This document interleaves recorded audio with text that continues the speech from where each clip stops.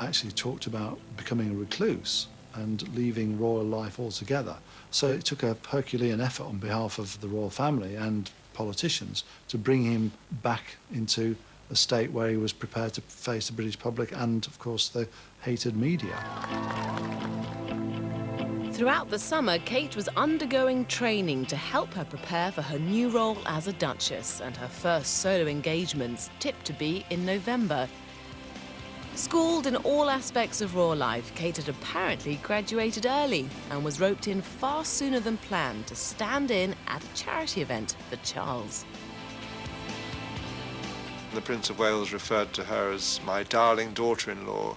She filled in for him beautifully.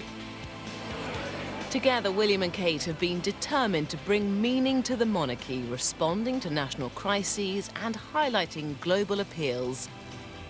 In January, Kate became a working royal in her own right when she finally revealed her patronages. This would help her keep busy whilst William headed for the Falklands with the RAF in February.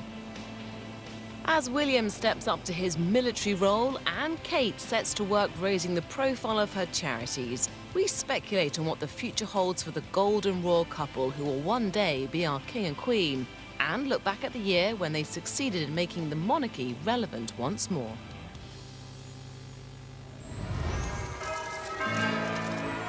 William and Kate's love story had the nation on tenterhooks for 8 years. He loved her not. It was on, it was off. But on the 16th of November 2010, the palace finally confirmed the news we'd all been waiting for. Prince William and Kate Middleton linked arms in front of the cameras today and linked their lives forever by announcing their engagement. It was about 3 weeks ago on holiday in Kenya. I took her up somewhere nice in Kenya and proposed. It's very romantic. There's a true romantic in that. There is. We knew that William liked it and William was going to put a ring on it. It was time for a royal love story with a happy ending, and that's what we've had with William and Kate. I think they look like they're genuinely in love and everyone believes in them as a couple.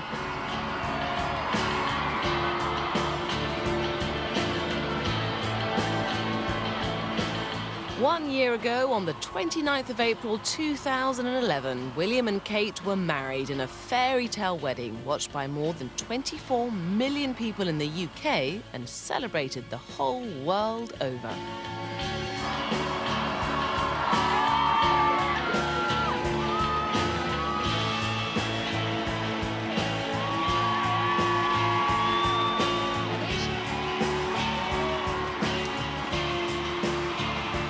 The nation was transfixed with their love affair. The royal wedding offered something solid and British at a time when much else in the country felt uncertain. I think the wedding came at a time of Britain heading for economic gloom, and it was a shaft of sunlight and jollity in a generally grey landscape. And it showed that this country can still produce those fantastic events, pageantry, history, at a time when everybody was very, very low. Made them feel good again.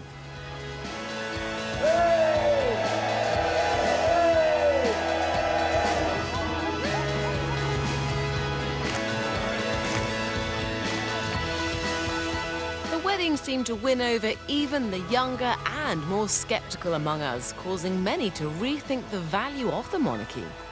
Even people that didn't think they were going to watch it or intend to watch the royal wedding were actually very moved by it. They caught it, it captured them, and I think it actually brought the country together in a way that we hadn't seen since Diana and Charles's wedding back in the 80s. It was a great day for Britain with the flag flying and really people saying, look, we do like the monarchy, we are into it, we just haven't had that much opportunity to show it. And actually I think it almost surpassed Charles and Diana's wedding in that it seemed to really capture all generations at a time when we're perhaps a little bit more cynical. That meeting of all the people around the world, billions around the globe watching the royal wedding, and then the turnout in Buckingham Palace itself was really quite extraordinary. From across the globe, tributes flocked in. The response truly out of this world. Expedition 27 crew of the International Space Station would like to offer their congratulations and best wishes.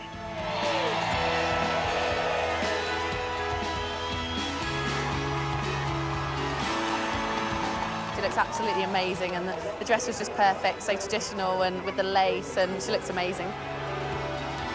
All the doom and gloom we have, it's nice to have something jolly and something good to celebrate. It's just amazing, amazing. I'm so pleased I was here. It's just such a magical sort of day. It's fantastic. And the well-wishes extended beyond the public to even the most spiritual among us. I want to express my congratulations. Happy marriage. What was it about this day that sparked such a huge global interest? I think the whole world was so interested in the royal wedding because it was a fairy tale come true. William's decision to marry Kate, who was not of noble descent, made the monarchy seem accessible. This fairy tale brought together an entire kingdom. There was an air of excitement, exuberance. It was probably the most fun you could have with your clothes on. Journalists, news reporters and scores of people lined the streets of Westminster, all desperate to catch a glimpse of the royal couple. Now, my job on the day was to be outside Westminster Abbey, so I did all the commentating on the arrivals and when they came out afterwards. But my job was done once they left the Abbey and once the last of the royal guests had gone. So I made my way to the palace across Green Park, where there were people just everywhere. Everyone was moving towards the palace. People were having picnics in the park, they were drinking, and then as I got close to the palace, I didn't see the kiss, but I heard it, because as I walked across the park, there was this incredible roar from the crowd. And I looked at my watch and I thought, oh, that'll be the kiss.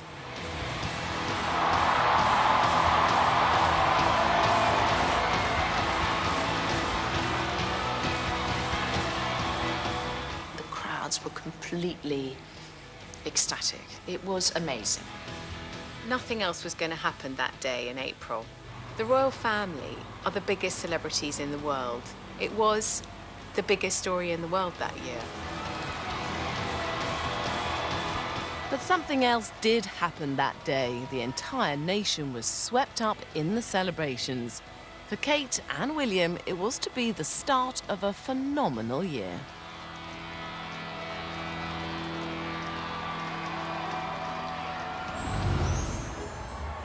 After such a breathtaking introduction, everyone was keen to know how Kate was fitting into life as a royal. News of their honeymoon was eagerly anticipated. But after a romantic weekend away, the couple surprised us all by returning to their home in Anglesey. William had gone back to work as a search and rescue pilot just 4 days after the wedding. Kate, meanwhile, was seen out doing the food shopping. I think people found it quite extraordinary, actually, to see Kate shopping at Tesco's within days of getting married before an audience of 2 billion around the world. And there she was with her shopping trolley doing her wifely duty while William was back with the RAF.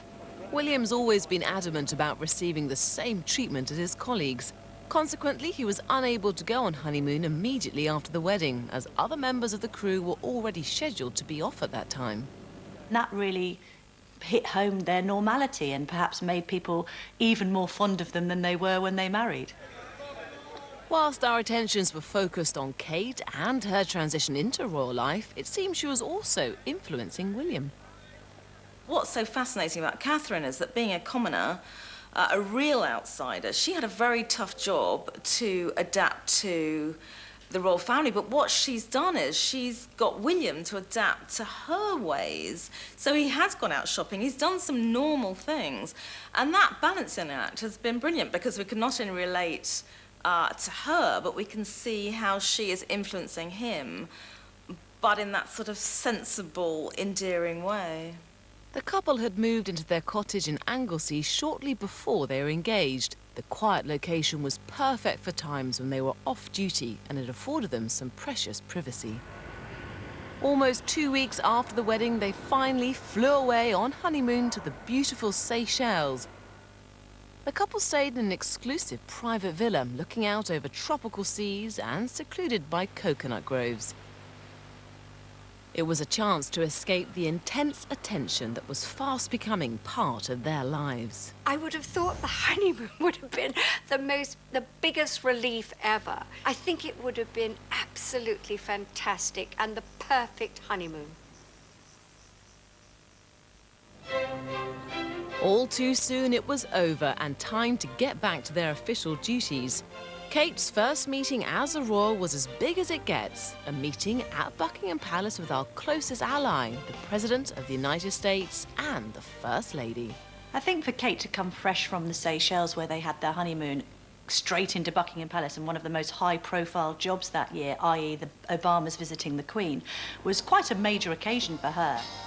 You'd hope that the newlyweds had enjoyed a honeymoon where they didn't think about royal duties at all, but I think perhaps if Kate knew that she was meeting the Obamas the following week, William may well have given her a few tips about how to handle such a diplomatic situation.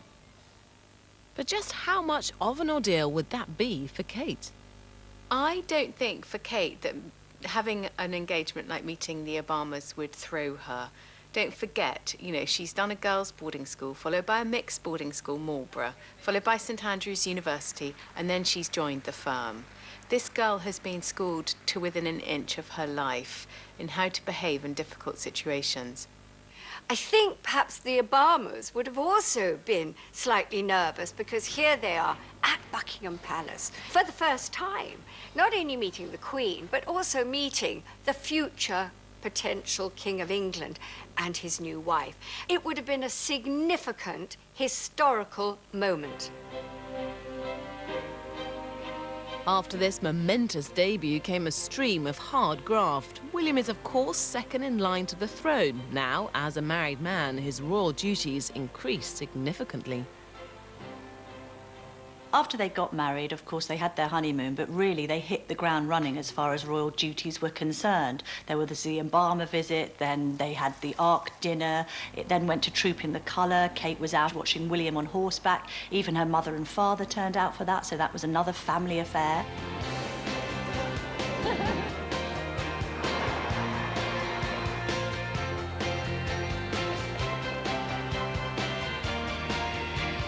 Throughout June, the newest royal couple's calendar was brimming with engagements, paying tribute to the servicemen on Armed Forces Day, to more personal occasions like the Duke of Edinburgh's 90th birthday celebration, followed closely by the Order of the Garter ceremony in Windsor.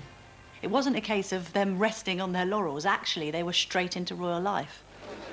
And as they stepped out on a string of official engagements, everyone wanted to catch a glimpse of them. There's very much a generational change and also a revival of interest in the royal family amongst the British people. William and Catherine do seem to express a new mood of buoyancy and optimism. Kate's introduction to royal life may have appeared hectic to some, but it was only a fraction of the relentless schedule endured by Diana, Princess of Wales, in the immediate aftermath of her wedding.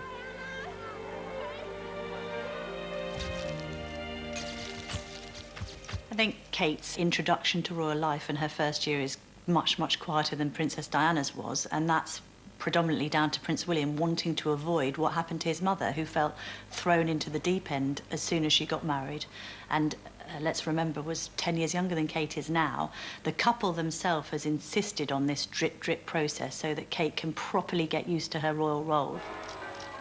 Clearly, the palace were keen that Kate would be eased into the royal way of life. In fact, some of the official occasions she had attended could have even been viewed as a dummy run for something much bigger that was yet to come.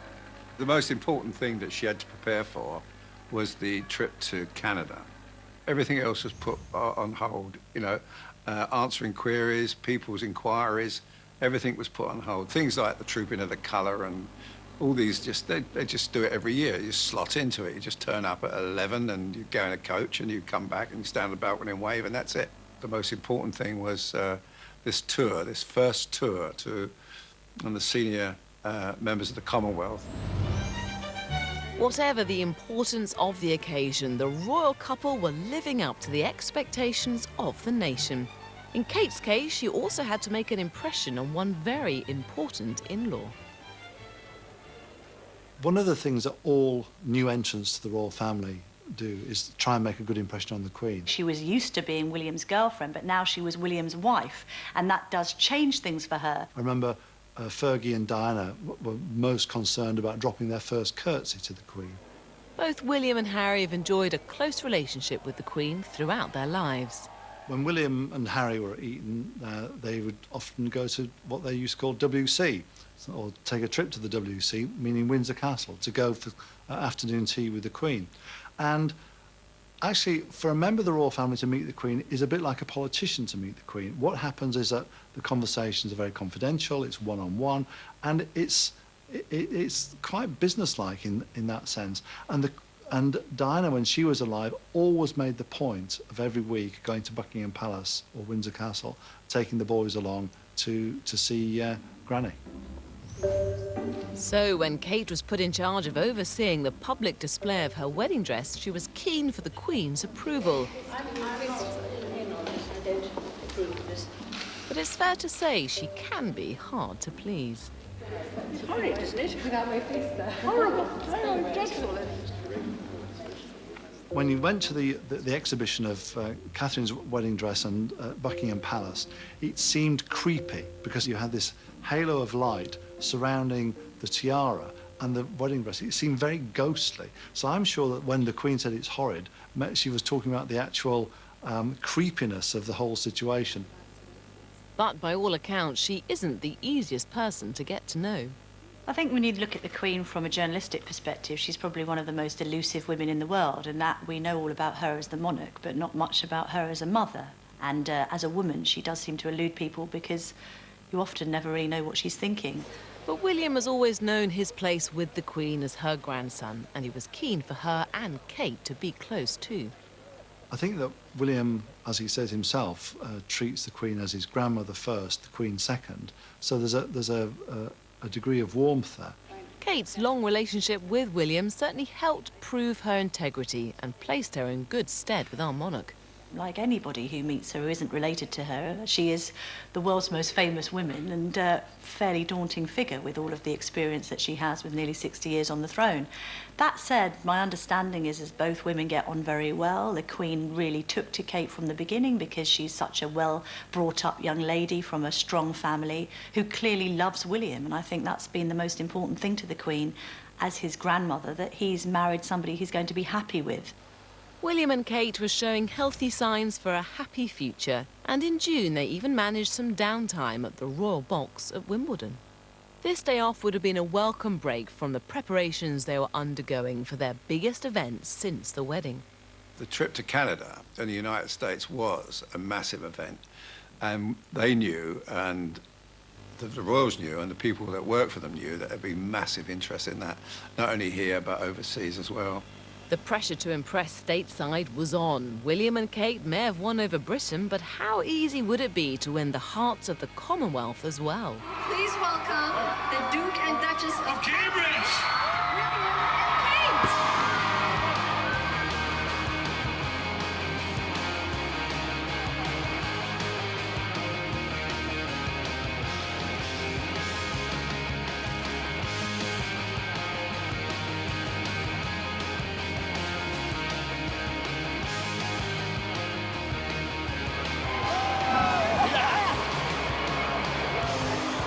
Canadian visits are a regular occurrence for the current House of Windsor.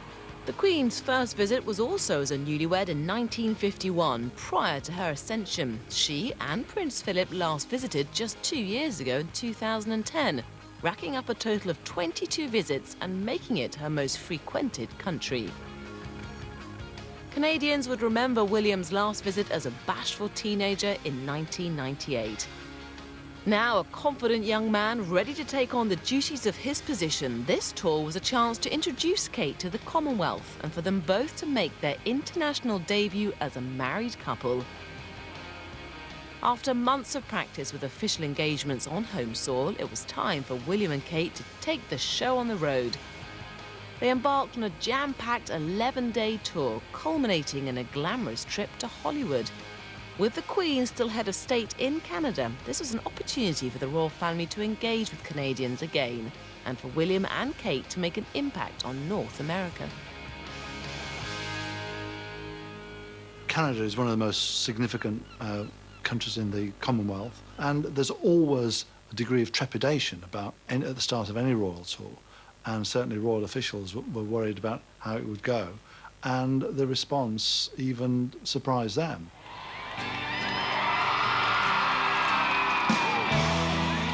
Whilst it was plainly obvious that William and Kate's popularity had gone through the roof at home, the Canada tour revealed just how much of an impact they had made globally.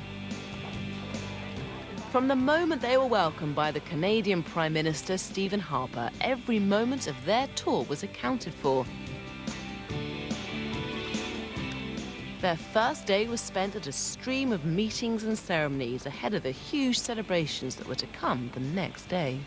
Nothing could have prepared me for the extraordinary fervour of the crowds. We arrived in Ottawa on Canada Day, and we were there from about 4 a.m, and the crowds were already ranked up 10, 20, 30 deep along the route that they were going to come in their carriage. And it was extraordinary. We went to a breakfast party of the Canadian monarchists group, and they were all there, and they had their flags and their T-shirts and all of those things that you expect with real extreme monarchists in this country, but I hadn't expected that in Canada somehow. I don't know, maybe I was naive, but they were absolutely passionate about them, and when they appeared, the crowds were hysterical. Catherine and I are also thrilled and excited by the prospect of the next 8 days. Especially of being part of the Canadian family. Well, the royals in general have always been extremely popular in America and Canada and across the Commonwealth, and actually the notion of William now with Kate by his side has almost doubled their appeal. And I think particularly just Kate is this quintessentially English woman that really appeals stateside, because it's their idea of what a princess should be like. She ticks all the boxes, and they love that about her.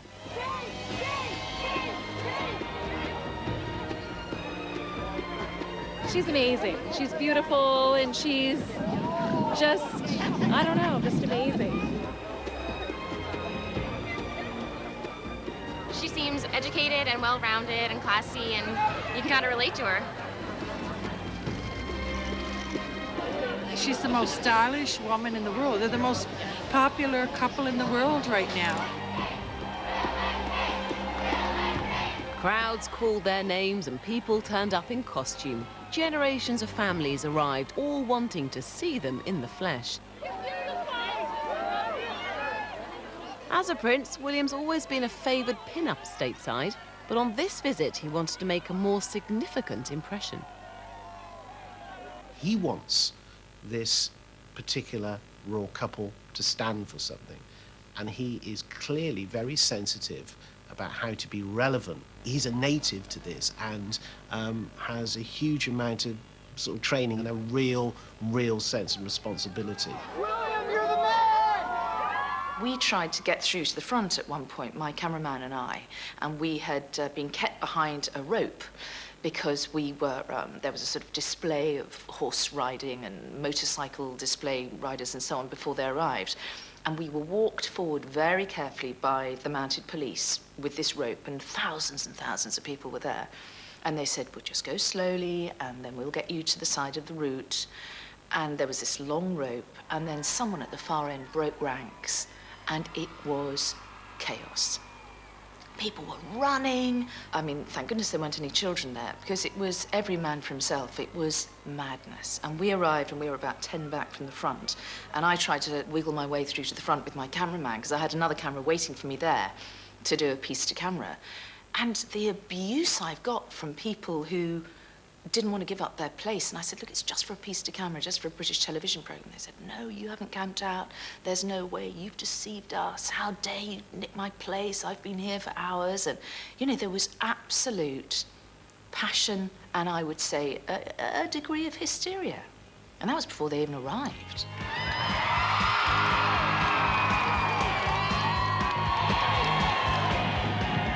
The response from the Canadian public was overwhelming and was reflected by the huge media presence.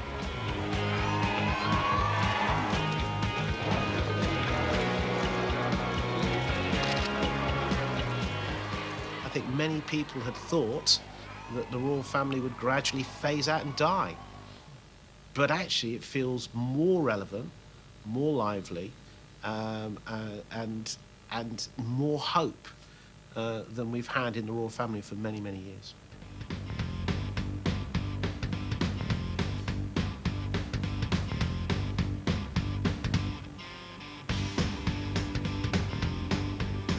Throughout every moment of the 9-day Canada tour, the Duke and Duchess were entirely at the service of the Commonwealth. Their days were packed with public appearances, in Montreal getting stuck into cooking classes and taking part in a tree planting ceremony. Later meeting servicemen and veterans before sailing on to Quebec City. William got to show off his flying skills, taking part in a ski helicopter training session on Prince Edward Island. They played hockey in Yellowknife and visited the scene of wildfires at Slave Lake in Alberta. They were honoured at ceremonies and met with countless heads of state and servicemen, with William giving public speeches to the nation. Merci Cho, Kay Ya Nokpok.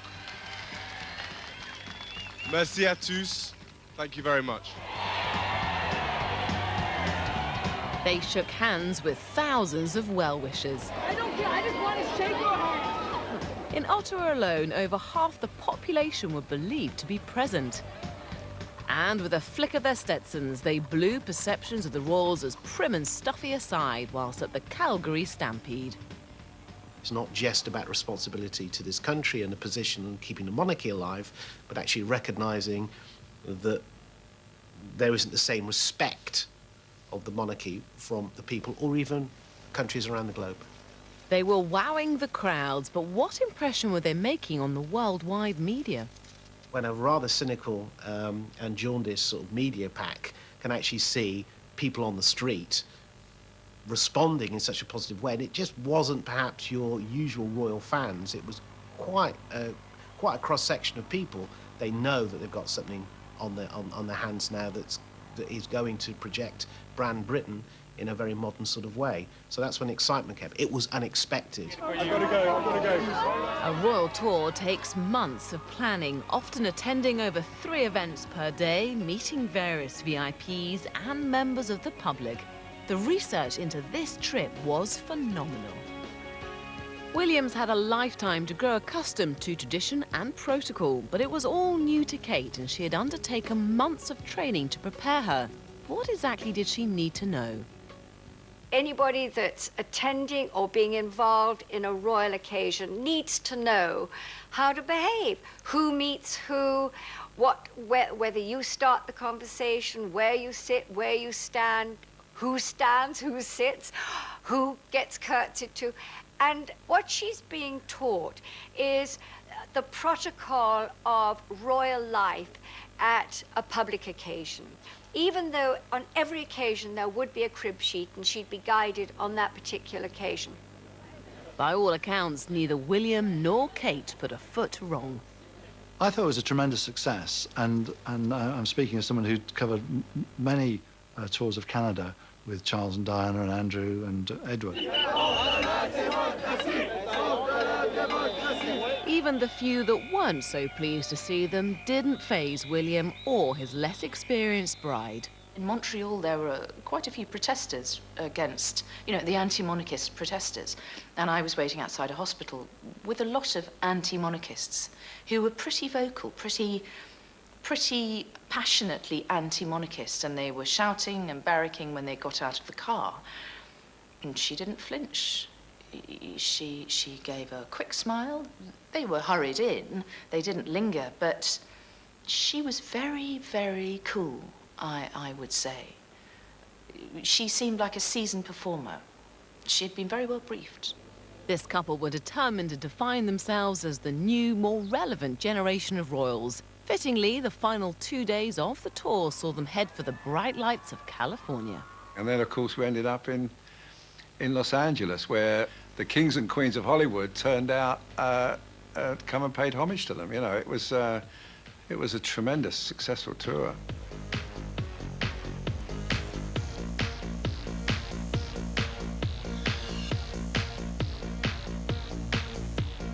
William and Kate touched down in LA for the final few days of their North America tour. Their weekend in California saw them head for Hollywood, renowned the world over as the cultural hotbed of the film industry and home to the stars. The couple combined the sparkle of the red carpet with visits to disadvantaged children of Skid Row and a speech at a military conference. This is the last event on our tour of North America, but to my mind, it is one of the seriously most important. This is because it is about men and women who, of their own free will, choose to put their life on the line for their country. Whilst they were still very much on duty, it's fair to say their schedule did take a turn for the glamorous. One of their first gigs was at a celebrity-filled polo match to raise funds for the foundation of Prince William and Prince Harry. Catherine and I have had a busy few days, so the prospect of being able to let loose this afternoon is wonderful for me. William got the chance to show off his horsemanship, scoring 4 out of 5 of his team's goals and collecting a victory kiss from his wife. There's a big difference between the Hollywood side of the tour and the Canada side of the tour. Canada was very much more of a meet the people because it was their people, ultimately, with the Commonwealth. In Hollywood, it was very much meeting movers and shakers, actors, actresses. No matter how glitzy it may have seemed, the Royals still had work to do, and their next official engagement saw them raising the profile of the British film industry. What better place to do it than at a star-studded BAFTA ceremony in LA? If you brought back to life Clark Gable and Marilyn Monroe, they wouldn't excite Americans this much. Oh, they make me smile. I love them.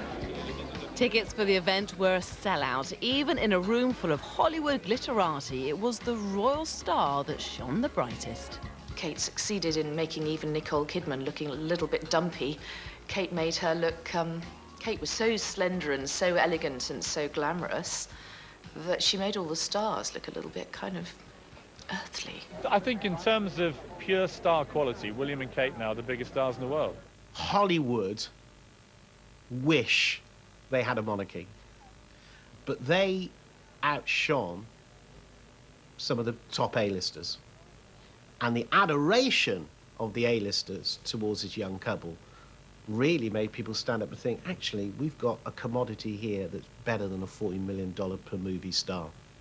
And whilst William may have won the prizes on the polo field, Kate's dress at the BAFTA Gala scored points in another arena: fashion.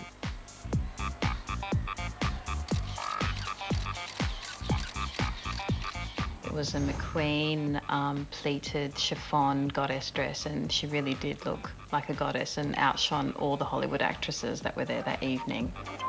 It wasn't just at the BAFTAs. Kate had successfully nailed the glamorous princess look earlier in the year. All eyes were certainly on them for the ARC event, which is known to be a very glamorous, glittering occasion in the London social calendar, and actually Kate's dress reflected that.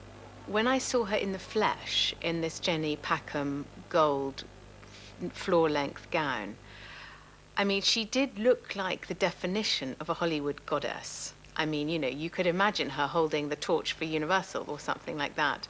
It was just breathtaking, and all the photographers were just absolutely desperate to get a good image of her.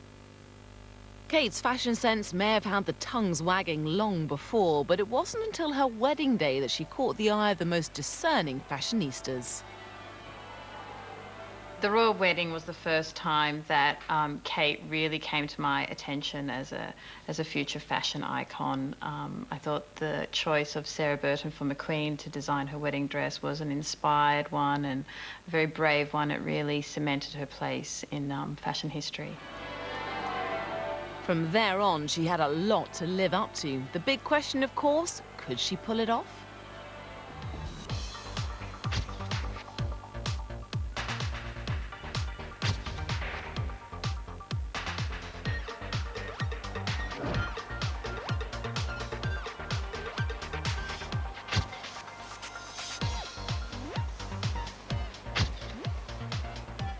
Catherine's had an amazing year in terms of being recognised as a fashion icon. She won the Harper's Bazaar Best Dressed Brit Award this year. She's also was nominated at the British Fashion Awards for Best Style. People are nominated for Style Awards when their influence is undeniable, and you can see by the way she sells clothes. You know, she crashes websites when people try and emulate her style, and you know, people do want to buy into this imaginary, you know, perfect princess, which makes her a fantastic platform for British design. The North America trip was where Kate revealed herself to be a fashion ambassador, flying the flag for British fashion. Not only was the tour scrutinised by royal watchers, fashion critics were on the edge of their seats too, making it an exciting time for British designers. No pressure, Kate. She had to change outfits 3-4 times a day, and she went from, you know, skinny jeans and a 10-gallon hat to an evening dress to a lace shift dress. She seemed to really be enjoying herself and looked appropriate at every occasion.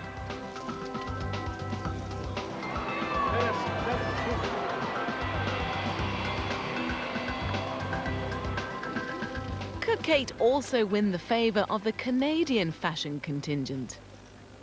The Canadian public loved the Canada Day outfit, the red and white with little maple leaves on the hat. The editor of Canadian Elle said, it was a little literal, she said. So this is what she's up against, you know, you keep the people happy or you keep the fashion crowd happy. What do you do? She's not going to please everybody. Public figures don't please everybody all the time, and if she tried to, she'd drive herself mad. A maple leaf hat isn't the kind of thing that many of us could get away with, but Kate pulled it off. But when it comes to her wardrobe, is the vision all her own? She doesn't use a stylist, I don't believe. So, you know, what you see is Kate expressing herself to the public in her own way. And I think she does it very well, and it always looks effortless.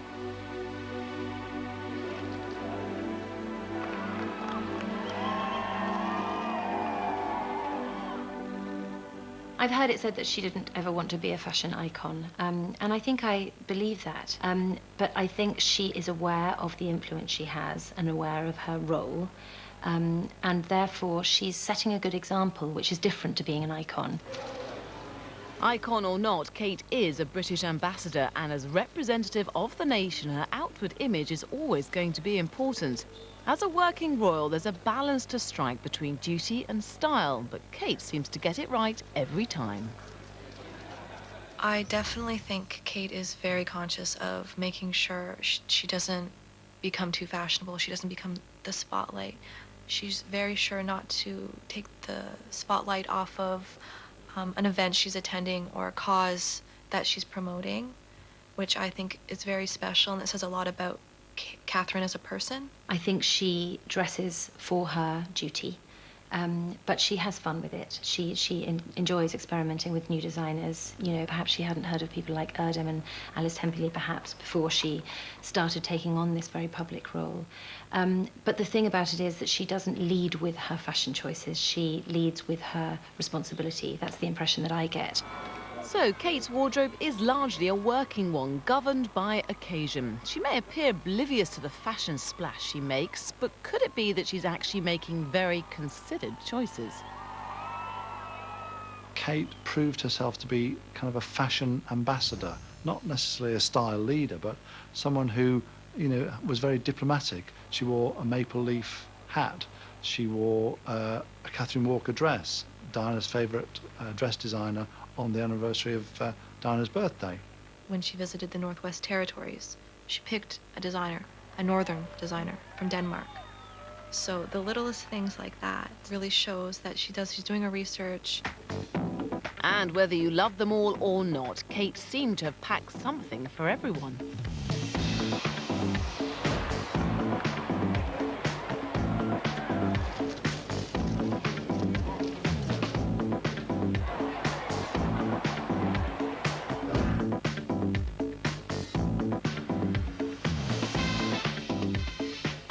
One of the highlights of Catherine's Canada tour for me was the red Catherine Walker coat dress that she wore on her last day.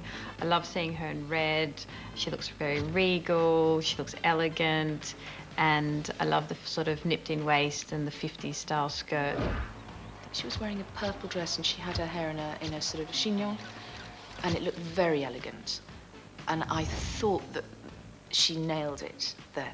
And the other day, I thought she looked great. It was on Prince Edward Island when he did the helicopter display. And she wore skinny jeans and a little belted-in mac and a red scarf. It was understated. It absolutely fitted with the occasion. And it was in no way pretentious. I think she really put on a display of how to do a really good day dress, from the kind of emerald green Diane von Furstenberg to the pale Roxanda. And then, of course, when she went all out onto the red carpet and went back to McQueen, her wedding dress, designer Sarah Burton, and took everybody's breath away. It's not just big names for her, however. Kate also manages to mix high-end with the high street. I happened to see Kate in the flesh myself when I was in London, in Topshop, actually. She's a million times more beautiful in person than in any photograph you will ever see. And she's just incredibly normal. Normal she may be, but her ability to boost sales makes her a very desirable customer. The effect Catherine has on the high street is that she generates sales to a phenomenal extent. She wore a Reese dress to meet Michelle Obama, and that dress, after she was photographed wearing it, I think they sold like a dress every minute. I mean, it happened with the Easter dress for the engagement announcement and countless links of London jewellery pieces, and throughout the year that's happened. It happens with any celebrity, but the Kate effect makes it happen even more quickly than anybody else. She's been the most phenomenal ambassador for British fashion, just not only for the high street, where she's made local high street brands like Whistles, and she's given them international acclaim, but she's made someone like Sarah Burton, who was relatively unknown before, to the most famous designer in the world. She gives them a global platform. Immediately that she wears a dress, the whole world is watching and then knows about that designer, and that will continue.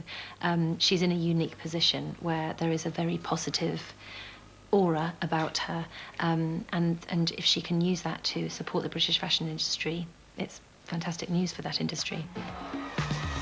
By choosing homegrown designers, Kate has become an ambassador for British fashion. Never has a royal wardrobe been so scrutinised, except, of course, for one other princess. Kate's eye for haute couture as well as high street was something also noted in Princess Diana.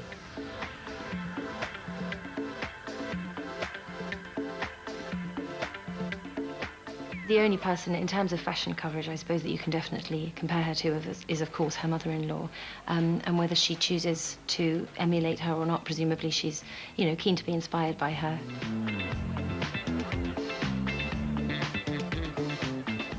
It's really a kind of renaissance time now, with Kate being a style icon, as Princess Diana was in her day, perhaps even harking back to the days of Grace Kelly. And that's a great thing for the royal family, because although it might seem a little frivolous what someone wears and how they seem, actually how Kate carries herself does reflect modern royalty. William and Kate are the future, and for people to buy into the brand, these two people need to be leading lights. So, while Catherine's wardrobe has generated fashion headlines, what about her husband's style? William's style? Well, she always outshines him, right? But others are more appreciative of his fashion sense. I think his uniform on his wedding day was absolutely dapper. And I said, mate, he was looking dapper. I think on his wedding day, William looked amazing in the Irish Guards uniform that he wore. I thought that was a really fantastic choice. He looked so chic and elegant. But generally, the limelight is on Kate. And I think William's quite happy to stand in her shadow a little bit. In her first year as the Duchess of Cambridge, most would agree Kate's made a big impression on the fashion scene. But where will it go from here? I think as Kate grows into her role as princess, she grows in confidence with her, you know, her sartorial choices, and you can see her becoming more confident as she's adopting more high-end designers, and I think that all reflects her, just her confidence in her role as a princess. The Canada tour was a feeding frenzy for the world's press. But while the rest of the world's gaze fell upon the Duke and Duchess last summer, William only really had eyes for Kate. He was a really attentive husband, and it was lovely to see that. You know, he was concerned about her all the time. If there was a walkabout and it looked like it was really, really robust, he'd say to her, "Do you want me to come with you? Are you comfortable with this on your own?"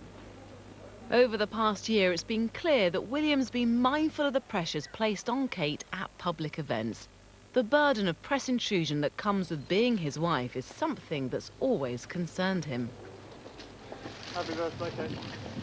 Her and her family, I really want to make sure that they have the best sort of guidance and chance to see what life has been like, or what life is like in the family, and that's kind of almost why I have been waiting this long, is I wanted to give her a chance to see and to back out if she needed to, before it all got too much, because, you know, I just wanted to give her the best chance to settle in and see what, you know, what happens the other side.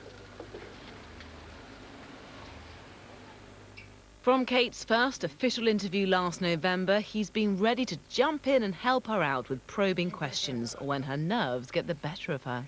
No, it's obviously nerve-wracking because I don't know what I'm I don't know the ropes really. William was obviously used to it, but no, I'm willing to learn quickly and work hard. And She'll do really well. Yeah. We'll do very well. This is the first time she'd ever been heard in public, and so there's a sense of responsibility, a sense of protection, and a sense that she's new to something he's been brought up to do all his life. And it was very tender and very endearing. And ever since then, he has rarely been far from Kate's side. William knows all too well just how quickly a harmless comment can turn into a damning news report. He's quite clever now. He's quite astute. You know, he knows where a question's coming from. He knows that there's somebody getting too close, you know, a camera probably getting too close, and he's aware of that. He's very shrewd, William, and I'm sure he makes Kate very aware as well.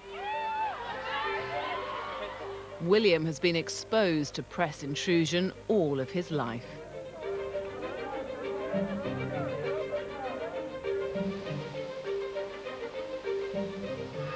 His protectiveness of Kate in the present is, of course, influenced by events locked in his past.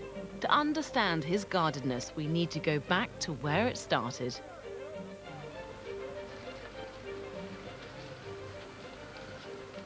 In the 80s, when Prince Charles and Diana got married, it was aggressive reporting, aggressive pictures, day in, day out, day in, day out. And in the end, of course, it drove the poor princess mad. She was bouncing off the walls at the end. She didn't know where to go.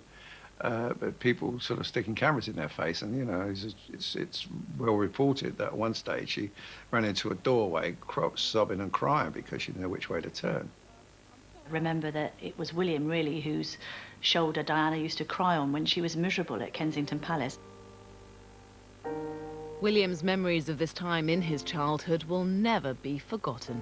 Paris is tonight a city of questions, and the main one is, how could such a tragic accident have occurred? Police have been questioning 7 photographers who pursued the princess's car before it crashed. She was terribly injured. Doctors tried for hours to save her, but they couldn't.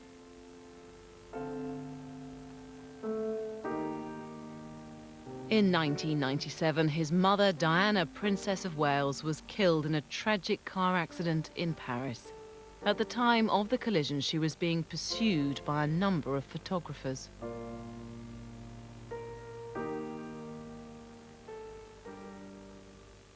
After the death of his mother, in the first few days, it was thought that it was a paparazzi who caused her death, and he'd seen, you know, the day-to-day life before that, of where she was chased down the street by photographers, where she'd been hounded on a daily basis. I don't say it was directly caused by pursuing paparazzi, but they were part of the cocktail, and they were part of the reason why the driver was speeding. Grief and anger shook the country, but how were the princes coping?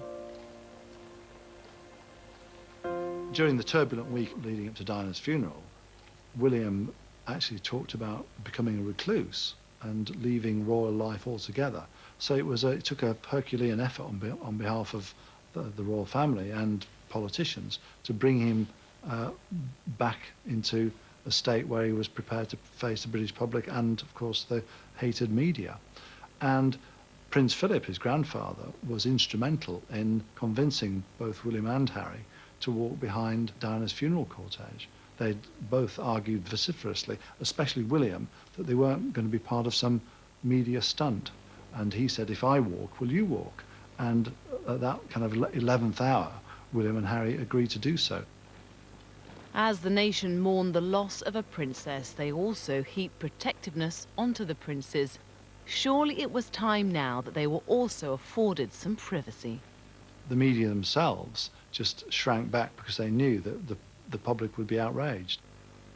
The press agreed to give William and Harry the space they needed from constant intrusion during their school years. But William had already developed an understandable grudge. He was very antagonistic and very hostile towards the media. And you saw that when he was at Eton, where he begrudgingly gave interviews, he begrudgingly gave photo calls, and it took courtiers a number of years to actually convince him to deal with the media on a more mature footing. I was a bit anxious about how everything was going to turn out, but thanks to everyone, it really has been brilliant. You've all left me alone at the beginning. The whole of Eton made a real big difference with everyone not trying to sort of snap a picture every time I was walking around the streets, and I hope it just continues for Harry as well while he's there. Aside from the odd occasion, the standoff from the press continued for William even throughout university. William Wales. William gave a rare interview after he left university. The press were interested to know about his relationship with Kate. Even then, he was clearly uncomfortable with the attention. Could there be another wedding perhaps on the card sometime soon? No, I don't think so. A lot of coverage this morning, William, of Kate. I wonder how you feel about that and how she's bearing up under the scrutiny. I haven't seen any of it. I'm just gagging to get on the slopes, basically. Simple as that. Not much snow about, though. I was enough up there.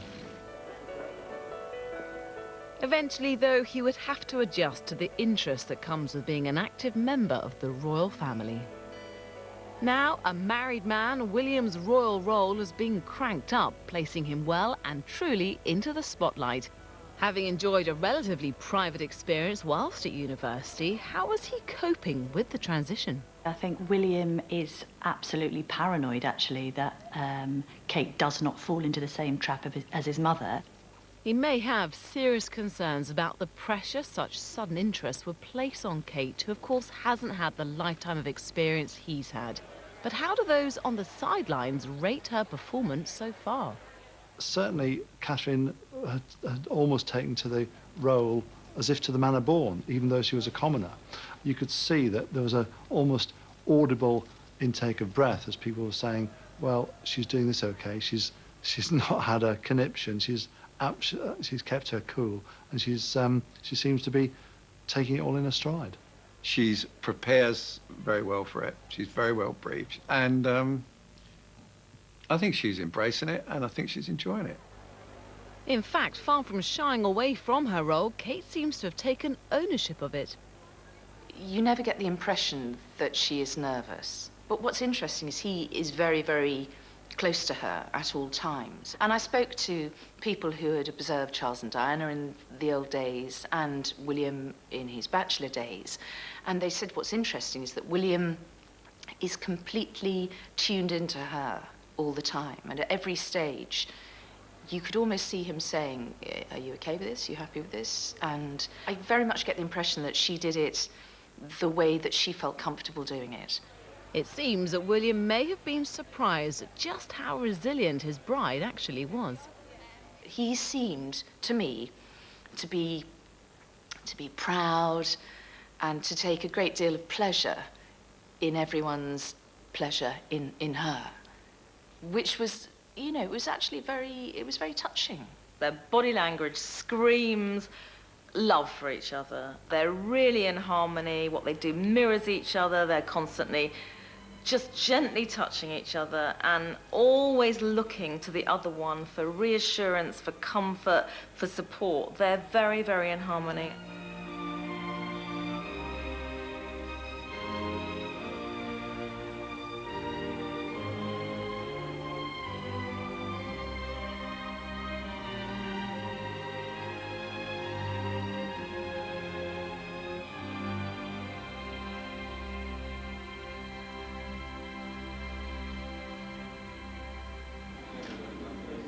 William has looked on as Kate has delighted everyone she's met, charming even the most cynical media hacks. And watching the world's press embrace his wife seems to have brought about a significant change in the previously publicity-shy prince.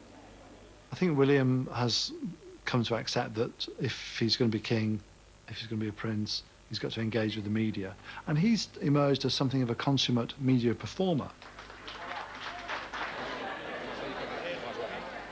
We've grown to know a lot more about William than we ever have, both through his affection, the love he's shown for Kate and spoken publicly about, and also just through the work that he's done being highlighted because of their marriage.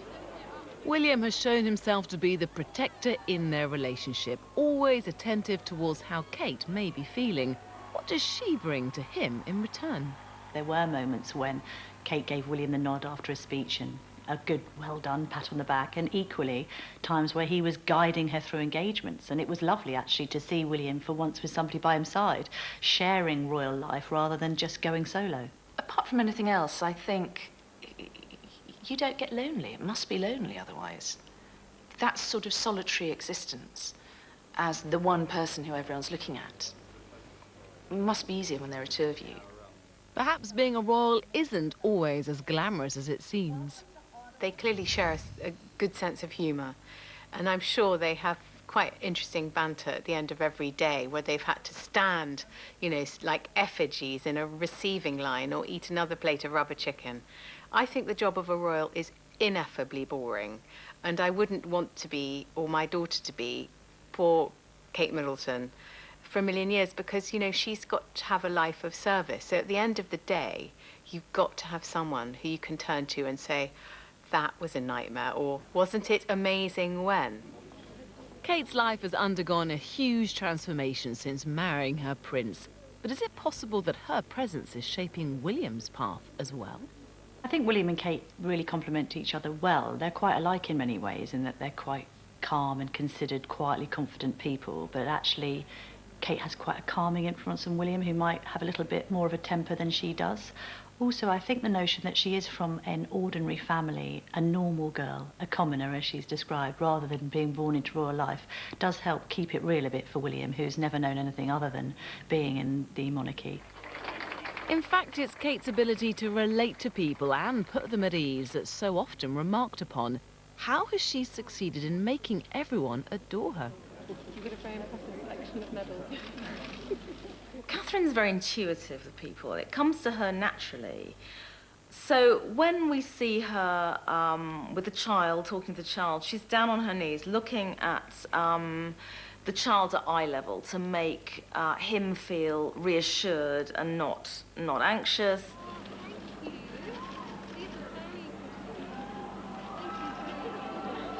Kate's affection towards people has led to inevitable comparisons to her late mother-in-law.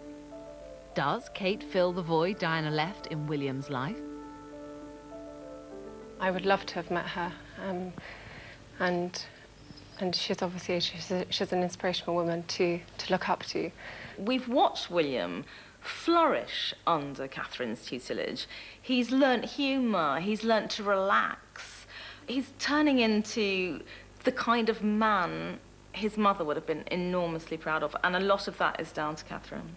She's probably better educated than Diana ever was, has a different outlook on life.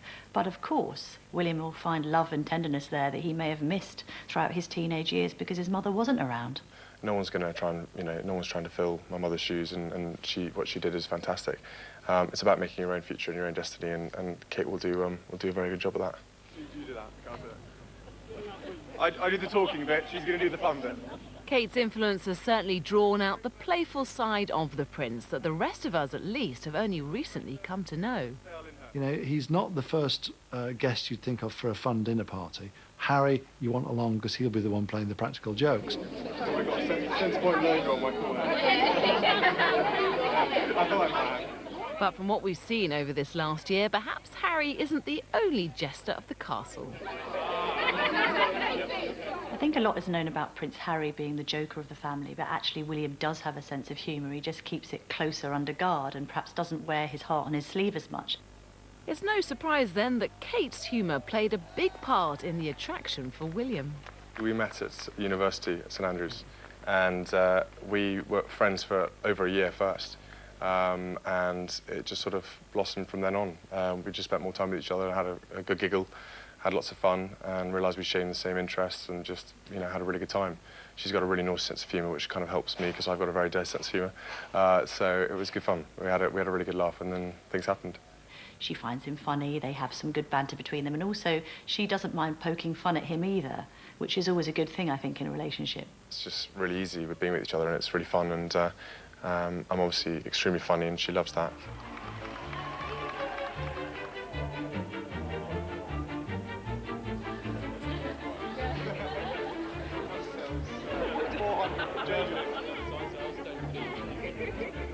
It's not forced, and he is evolving in that way. He's developing the sort of humour that people can relate to and smile with him, and that will carry through. That's very important for his popularity as our future king. There's a certain jollity and relaxation between them when they're together. I mean, they were companions and friends before they became lovers, and I think that that companionship is very apparent.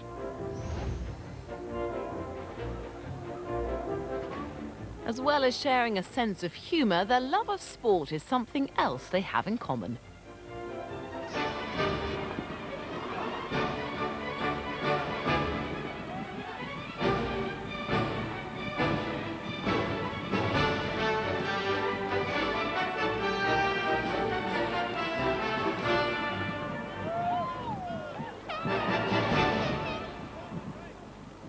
Kate is probably as sporty as William, so they're always having a bit of banter about who's won this and who's doing that, and we've seen that throughout, but that's great, isn't it? Shows they're a very modern couple who are kind of, you know, vying with each other as well as with the rest of us. William may be our future king, but in married life they're nothing but equals, and if they're competing, Kate isn't the type to just let him win. Well, for instance, in the dragon boat race, you know, that I said to Catherine as she was getting on, you know, he thinks he's going to beat you. She said, oh, he wishes. And she's amazingly fit and also very competitive. I mean, William was desperate to win, you know. I mean, he would have felt awful if she'd have beat him, but, I mean, he didn't win by much, but, you know, he did win. And she, I think, was, you know, pleased that he'd won, in a way, you know. Although she really gave it everything. I remember she was determined. She stepped out, and I think William's team had beaten her, but he put a lovely arm round her shoulder. The photographers went mad for that moment, and why wouldn't they? We don't often see public displays of affection, so that was quite a special moment.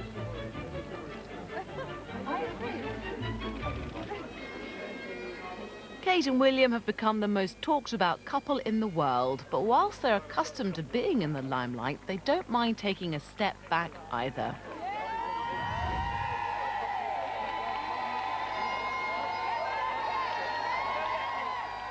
On the 30th of July 2011, Kate and William attended the wedding of his cousin Zara Phillips to England rugby player Mike Tindall in Edinburgh.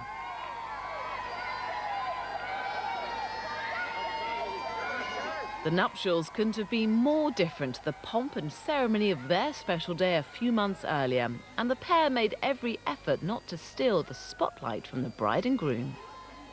With Kate's outfit so often hogging the headlines, the thoughtful Duchess opted to wear an old favourite, a beautiful but simple beige coat dress. Kate had worn this previously to the wedding of Camilla's daughter, Laura Parker Bowles, in 2006. The Queen, Camilla and Charles and Prince Harry were also in attendance and show that the royals are just as comfortable playing second fiddle when it's someone else's turn in the limelight. The great thing about William and Kate, particularly Kate actually, is that while they do know their place in public and that they need to engage with the crowds, etc., they're actually very good at stepping back when it's somebody else's big day. We saw that particularly at Zara Phillips's wedding. She was the bride on that day. Kate and William were very careful just to stay in the background. Obviously, all eyes are going to be on Catherine, but she's taken great pains, and this is a sign of her charm, her natural charm and empathy, to ensure she doesn't upstage the bride. She has dressed smartly, quite traditionally. She certainly hasn't gone out to make people look at her. She's blended in with all the other guests in an absolutely appropriate way.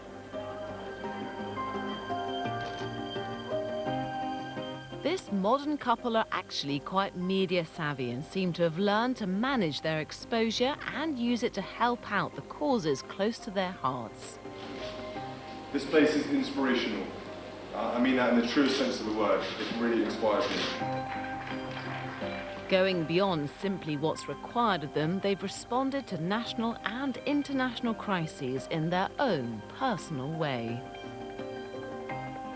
In August, just months after we saw the entire nation come together to celebrate the royal wedding, cities around the country were ablaze with riots. For days, the shocking scenes were all anyone in Britain was talking about. The royal couple took matters into their own hands by organising a visit to a badly affected community in Birmingham. It's very important that William and Kate are able to respond to national crises or topical issues such as the Birmingham riots or what's going around or going on in the world today, and in Britain particularly. In the case of the Birmingham riots, they were the ones who said to their aides at Clarence House, I think we should get involved in this in some way. William and Kate arrived in Birmingham before even the politicians and took the initiative to visit the father of a man murdered during the altercations. I'm grateful for the Prince and his wife for coming down. It was somebody like myself, I'm a nobody, and for them to come down, it was very, very touching. It used to be they would wait for an invitation, or they would go through a list of invitations. They were quite kind of reactive.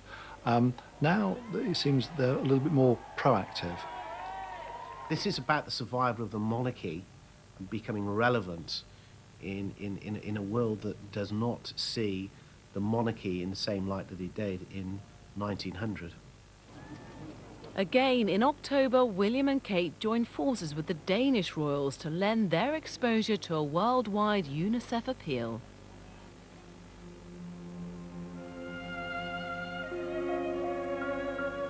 The appeal called for aid in East Africa to a region that suffered the worst drought in 50 years and left millions in poverty. UNICEF are leading the way, and they're doing a fantastic job. Sadly, there's still a lot more to do, and that's why we're here today to try our best to put UNICEF ahead of the system again and get as many people as possible realising the truly horrendous situation that's going on in East Africa. Speaking for the first time since the engagement interview, Kate was finding her voice too and keen to be part of the appeal. Well, it's really just how shocking the situation still is. You know, it's been going for sort of 100 days or so, and it's really still ongoing. Since lending his support to England's World Cup bid in 2010, William stepped in again in November. This time he was campaigning on behalf of footballers and the nation to convince FIFA to allow players to wear poppies on their shirts. It's clearly something he felt strongly about and showed he's not afraid to lend his weight to an important issue. That lobbying of FIFA was part of his role as president of the Football Association, and as a future king, he carries that kind of weight. When he becomes king, he will have to stand at the sidelines and let the politicians do it. But for the moment, he can lobby and he can talk the talk.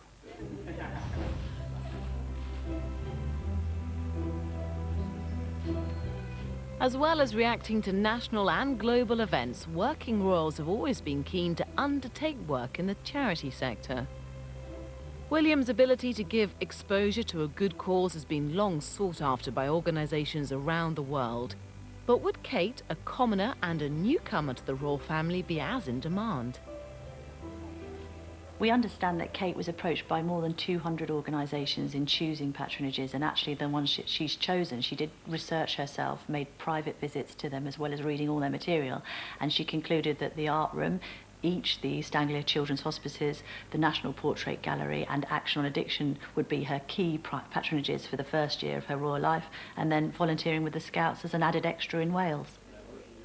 So in less than a year of marriage to Prince William, Kate's PR power has skyrocketed. But this is also Kate's day job and something she's put a great deal of thought into. Let's not forget that charity work and royal duties are really the only career options open to her. So yes, she's going to do charity work. Yes, she's going to be Prince William's consort. I think she's got her work cut out. But it will be important for the public to see her doing charity work, some seriously crunchy, unpaid work as well, as standing by her man's side. By working hard, the royals remain relevant to society and maintain a legacy. But does this support actually have any real value for the organisations they're backing? For the Duchess of Cambridge to involve herself in any of those charities is the equivalent of winning the lottery. So every one of those charities, from the hospices to the arts schemes, the Scouts. I mean, I forgot the Scouts existed until I saw Kate with her woggle. Really, it couldn't be better for their publicity. It is money you can't spend on publicity value in terms of putting stories about their charities that might have maybe got a couple of paragraphs inside a newspaper right onto the front page. And we've seen that with Kate's charities. The Scouts, for instance, are absolutely delighted to have Kate as a volunteer. Suddenly, women or young girls everywhere will be wanting to volunteer for the Scouts. And that is the kind of impact they have. So it's immeasurable. I really hope I can make a difference, you know, even in the smallest way. Yeah, I'm looking forward to helping as much as I can. So the royal endorsement is priceless, but what about the vulnerable individuals at the heart of these charities? After they visited the hospital in Montreal, I was able to go in and speak to some of the patients who they'd met, and it was unmistakable that the joy that they had brought to the children and the parents in that hospital. And they'd got amongst them and they'd cuddled them, and they had spoken to the mums who were there and the dads who were there as well. Those children who were really ill had a great day.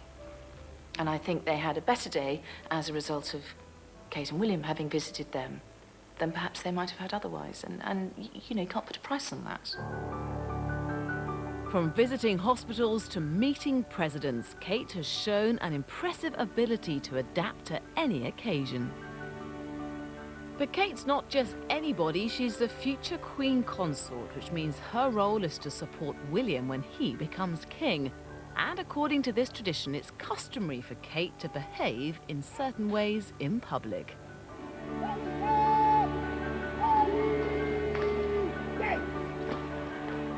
So who exactly is her mentor in such important matters? Who can Kate turn to for guidance? Well, let's make no mistake here. William is Kate's advisor-in-chief on all royal matters. People have said that she doesn't have a lady-in-waiting and she doesn't have a stylist and she doesn't have this and that. Well, no, at the moment she's just got William. And not only is he her husband and lover and all the rest of it, but he's also her first port of call with any royal questions. And why wouldn't he be? He knows exactly how it works. And as well as taking advice, Kate appears to be a natural.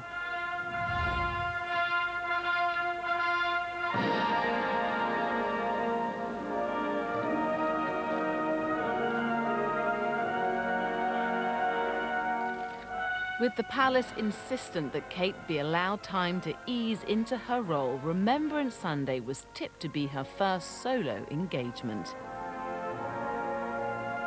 But Kate was handling her move into royal life with an unexpected confidence. So when Charles was unable to attend a charity event in October, she was an obvious choice to stand in on his behalf. I think the fact that Prince Charles chose Kate to represent him at the Kind Direct function really shows how much he trusts his daughter-in-law and how much faith he has in her as a working royal. It was quite an endorsement, really. William wasn't there. Kate was going solo for the first time ever, and she handled it, of course, with characteristic aplomb, and Prince Charles would have appreciated that. I think Charles is chuffed to bits that William's married Kate. He likes her maturity, the fact that she's a proper grown-up who knows what's required of her. It was a wise choice of the Prince to ask her to do that, because A, it would get maximum publicity, and B, people would say, what's in Kind Direct? And so, you know, it was very wise to do that. And of course she looked stunning, you know, she wore that fabulous dress and her hair beautifully done, and, you know, which was, having done receptions for that, I wished I'd have done that one that night. Kate's appearance received high praise in the papers, but none was greater than Charles himself. The Prince of Wales referred to her as my darling daughter-in-law, and she filled in for him beautifully. It appeared that Kate's eagerness to please was going down well with all of the royals, and over this year she's established her place within the royal family. Nice to meet you. I hope you enjoy tonight, but I hope it's not too loud. The louder the better, Gary. Just there, is it? Louder the better. Prince Charles and Camilla adore Kate. They think she's the best thing that could have ever happened to William. And that's come about over the time that they've been going out, let alone marriage and beyond. And Camilla is believed to have taken Kate under her wing, doing all she can to help her feel at home in the family. I think it was very significant that Camilla took Catherine out shortly before she got married, for kind of a girly lunch to give her some advice on what to expect.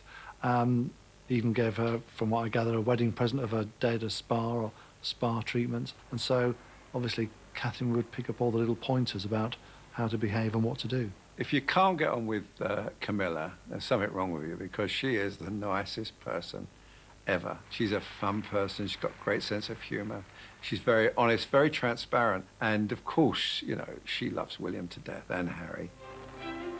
Growing up in an environment where knowing who to trust was often an issue, William and Harry were always going to be particularly close.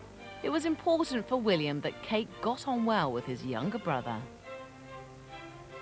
Prince Harry is clearly very fond of his sister-in-law, and in the early days of the preparations of the marriage, he was quoted as saying that Kate is the sister that he always wanted. And it appears that the feeling's mutual. Well, what isn't to dislike? I mean, everybody loves Harry. He's the kind of guy who, in the royal circles, will make the mundane amusing.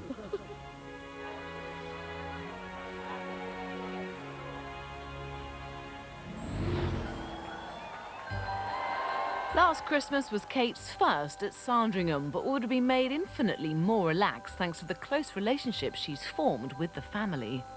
Kate and Harry were even sporting matching footwear for the family's traditional football match on Christmas Eve.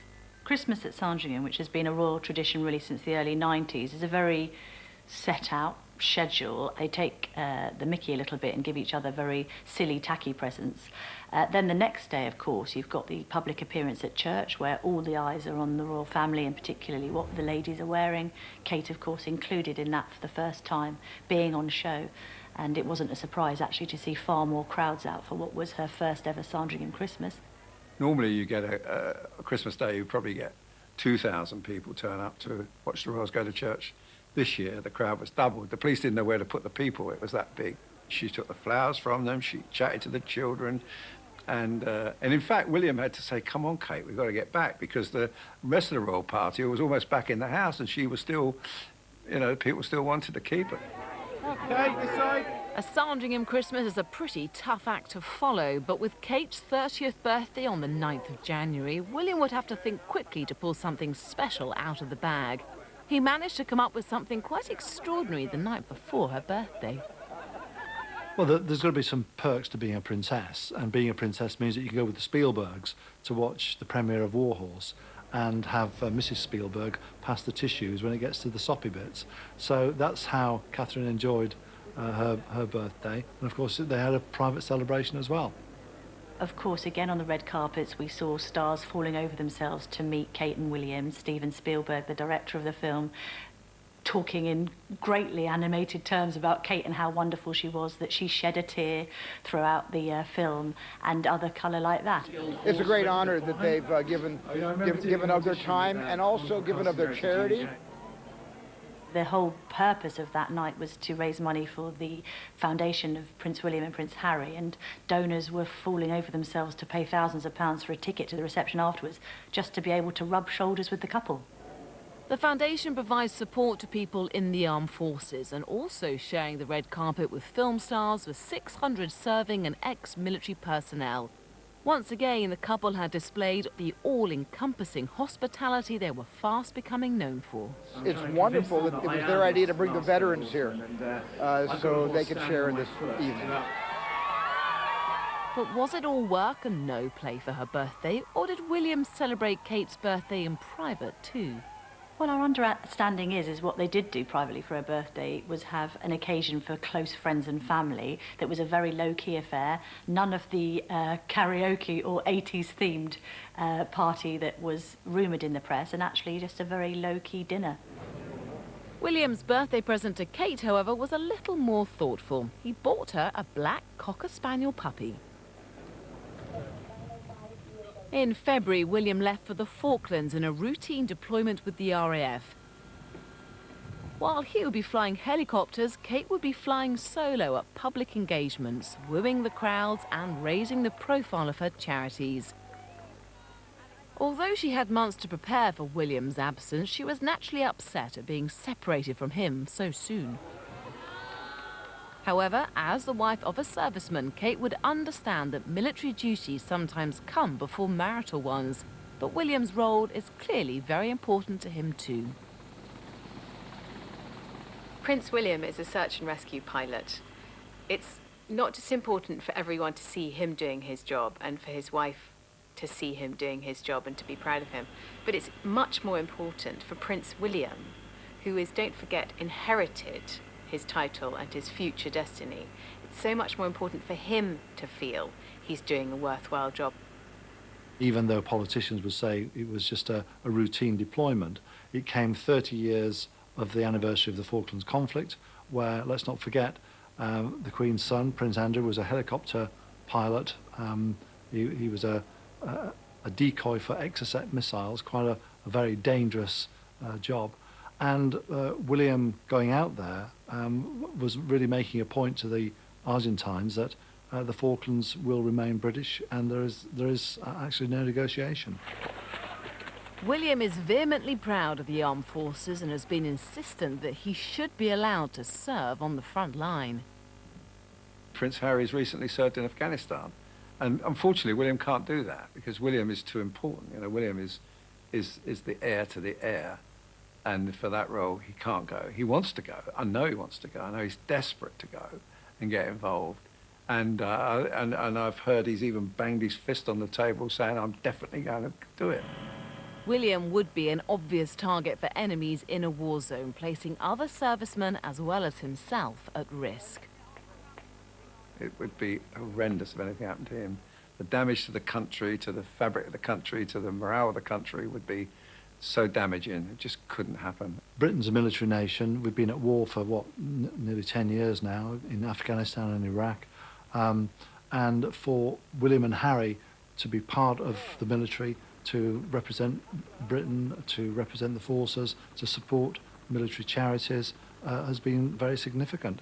And let's not forget that every future king has been part of the military at one time or another during their career.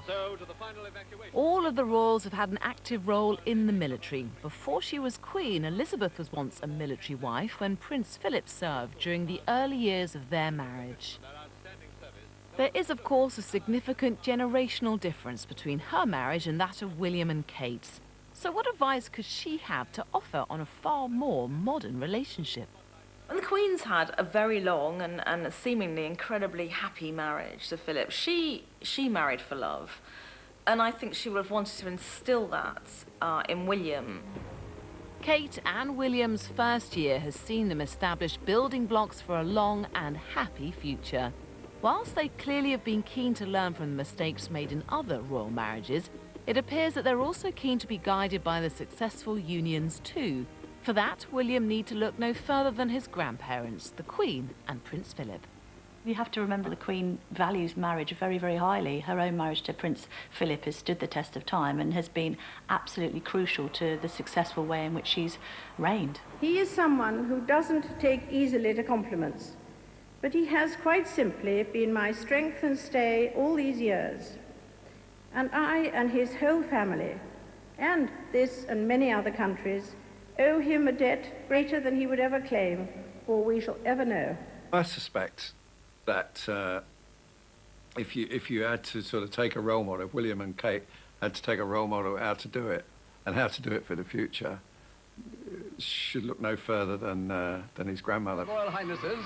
It appears William is taking more than a leaf out of his grandparents' book. When the Queen was a newlywed, she accompanied Philip on his military placements overseas.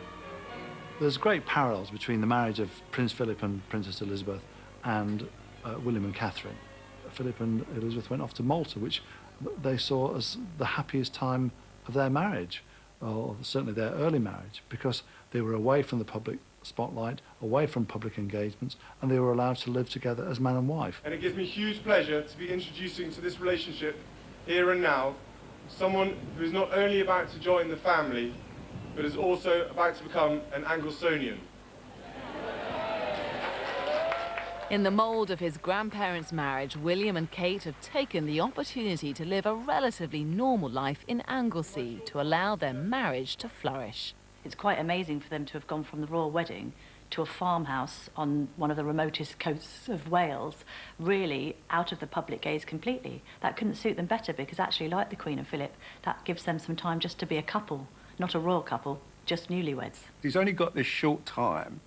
It's just till he finishes his career in the RAF, which is next year. He's got this small part of their life when they can just live as a normal couple.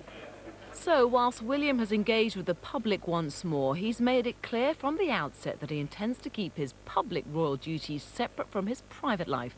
Is it possible to strike a balance? I think that Prince William especially has tried to send out a very clear signal to the public that he's not going to be forever on show, that he's going to dip in and out of his royal duties.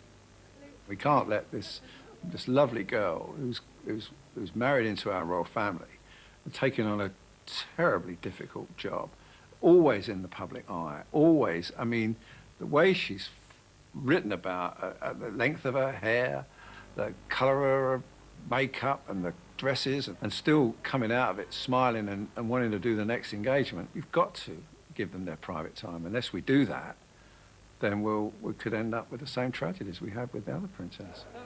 Clearly, this distinction between their public and private lives is something the press is learning to respect, and in return they're given plenty of opportunity to get close to the royals.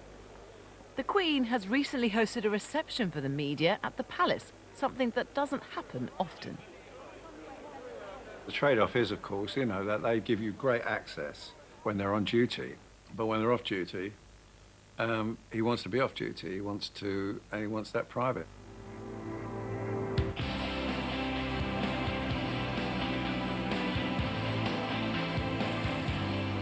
As they celebrate their first anniversary, there's no denying that this has been a fabulous year for Kate and William and the image of the royal family. Whatever are they going to do next? With William's profile at an all-time high, there's been much speculation about his future role. I think people have a lot of faith in the idea of Prince William as king. In fact, some have said more faith than perhaps his father, Prince Charles. That said, I'm not sure if William is ready yet for that full-time royal commitment. He's clinging to his military career for his dear life, has expressed an interest in being posted to another RAF base next year.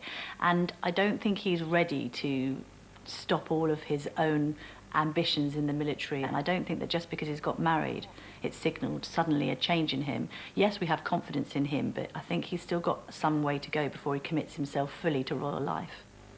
After a year adjusting to royal life, Kate has been eager to get stuck into her new role as patron for her selected charities. It strikes me already, what I've seen of her, seen her operating, that she's a very caring, compassionate girl, and It'd be nice when she gets her teeth stuck into one of these charities and gets involved with them and see the help that she can give them and the support she can give them and the profile, high profile that she will bring to it. So, you know, it's kind of exciting times ahead. Kate's first appearance for one of her chosen charities was on the 8th of February at the National Portrait Gallery. On Valentine's Day, she went to Liverpool on behalf of Action on Addiction. The Duchess sampled a smoothie at an alcohol-free bar and was presented with Valentine's flowers by an 8-year-old boy. She visited all of her charities in the following weeks and is expected to keep up this momentum for the rest of the year. And if 2011 was a big year for the Royals, 2012 promises to be even bigger. With the Olympics and the Queen's Diamond Jubilee celebrations, Kate and William will be on hand to bring the youth and glamour we've seen this year to more official occasions. The second year of William and Catherine's married life is going to be very busy. I mean, they're going to Malaysia, they're going to Solomon Islands, they're going to Tuvalu, all representing the Queen for the Diamond Jubilee. And of course, William, Harry and Catherine are going to be ambassadors at the Olympics. So they're going to be very high profile in 2012, 2013. When she's going to have time to get pregnant, I don't know. It won't be long before William and Kate move into Kensington Palace. The move back to London, to William's childhood home, will make them more available for royal duties. News of a royal pregnancy has been widely speculated upon. So what have they said about it? I think we'll take it one step at a time. We'll sort of get over the marriage thing first and then maybe look at the kids. But obviously, you know, we want a family, so, you know, we'll have to start thinking about that. In terms of the future, I think, you know, we are all hoping for the patter of tiny royal feet, and probably in particular for a pair of royal princess feet to come pattering down the corridors of Kensington Palace. If and when William and Kate do decide to have a baby, they have the potential to make history. With the recent changes to the succession rules, part of the Queen's legacy will be to ensure that if the couple's firstborn happens to be a girl, she will be heir to the throne, heralding a new era for the monarchy. What the Queen's done that is going to be very important for generations to come in terms of the British monarchy is to allow a firstborn daughter to accede to the throne. I find that unexpectedly moving, because this country's most successful monarchs have all been women. Queen Elizabeth, Queen Victoria and Queen Elizabeth II.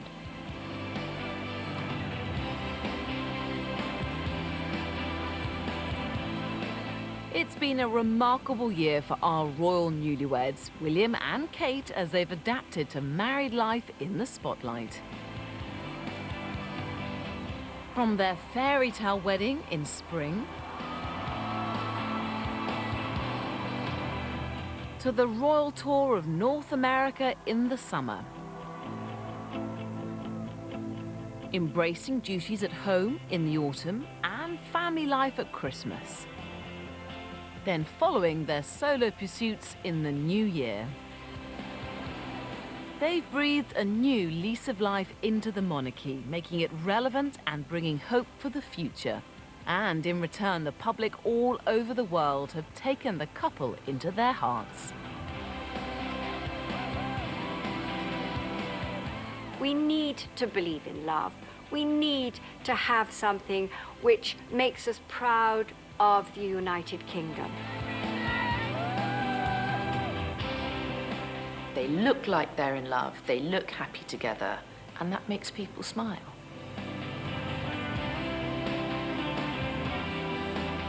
We got talking about, you know, why it took him so long and everything, and he said, you know, well, I want this marriage to last forever.